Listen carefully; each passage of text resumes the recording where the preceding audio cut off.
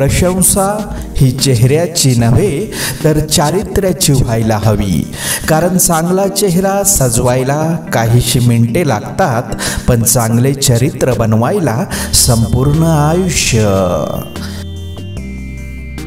धावणाऱ्या वेळेसोबत बदलत गेलं की आयुष्यातील बऱ्याच गोष्टी स्थिर राहतात. कष्ट आणि संकट हे मनुष्याला शिक्षण देणारे श्रेष्ठ गुण आहेत. जे धैर्याने त्यांना सामोरे जातात ते यशस्वी होतात.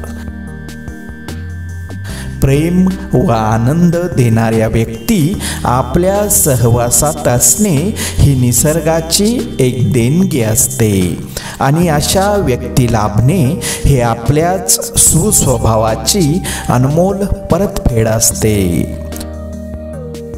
पुस्तकाने माणसाचं मस्तक सशक्त होतं. सशक्त झालेलं मस्तक कुणाचं हस्तक होत नसतं आणि हस्तक न झालेलं मस्तक कुठेही नतमस्तक होत नसतं.